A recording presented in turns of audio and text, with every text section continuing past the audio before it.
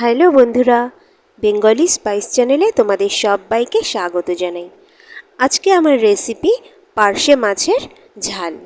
কিভাবে খুব সহজে তাড়াতাড়ি পার্শে মাছ রান্না করব সেটাই তোমাদের সাথে শেয়ার করব। তো ভিডিওটা প্রথম থেকে শেষ পর্যন্ত দেখো, আর ভালো লাগলে লাইক কমেন্ট শেয়ার করো, আর সাবস্ক্রাইব করে চ্যানেলের পাশে থেকো। প্রথমে আমি এখানে দেখো পার্শে মাছ নিয়েছি। 4টে বড় বড় সাইজের পার্শে মাছ নিয়েছি, যেটাকে ভালো করে বেছে ধুয়ে পরিষ্কার করে নিয়েছি। এবার এটাকে ম্যারিনেট করে নেব। ম্যারিনেট করার জন্য প্রথমে দিয়ে দিচ্ছি এখানে পরিমাণ মতো নুন। এবার দিয়ে দেব হলুদ।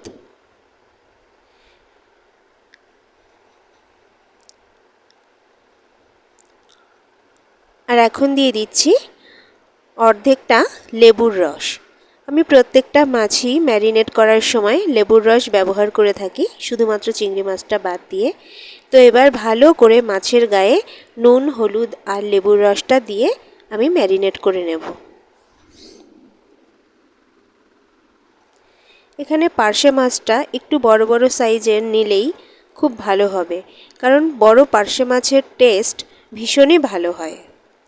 আর এখানে এখন যেহেতু বর্ষাকাল শুরু হয়ে গেছে, তাই পার্শে মাছের ভেতরে এখন ডিমও হওয়া শুরু করে দিয়েছে। তো দেখো, পার্শে মাছটা আমার ম্যারিনেট করা হয়ে গেছে। এবার এই ম্যারিনেট করা মাছটাকে আমি রেখে দেব 10 মিনিট। আর এখানে আমি সর্ষে, কাঁচা লঙ্কা, শুকনো লঙ্কা একসাথে মিক্সিতে পেস্ট করে নিয়েছি, আর তার ভেতরে মিশিয়ে দিয়েছি পরিমাণ মতো নুন, হলুদ আর সামান্য চিনি।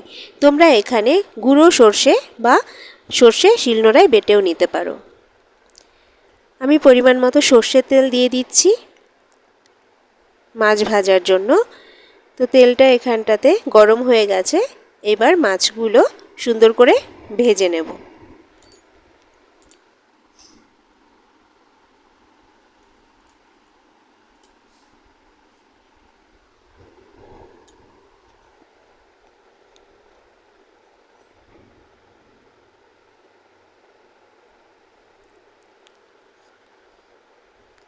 মাছগুলো ভালো করে উল্টে পাল্টে ভেজে নিচ্ছি এখানে।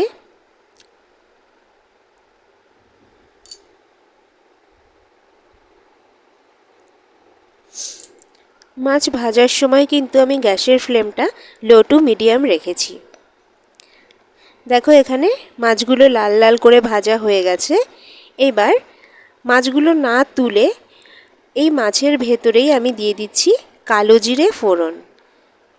আগেই বলেছিলাম ভীষণ সহজভাবে ঝামেলা ছাড়াই মাছের ঝালটা রান্না করব। তো এর ভেতরে এবার দিয়ে দিলাম পেস্ট করে রাখা সমস্ত মশলা আর সেই বাটি ধোয়া একটু জল। আর এখন কাঁচা লঙ্কা চেরা দিয়ে এই জলটা ভালো করে ফুটিয়ে গ্রেভিটা কমিয়ে নিলেই রান্না হয়ে যাবে পার্শে মাছের সুস্বাদু ঝাল। তো রেসিপিটি তোমাদের কেমন লাগলো অবশ্যই জানিও। দেখা হবে পরের ভিডিওতে।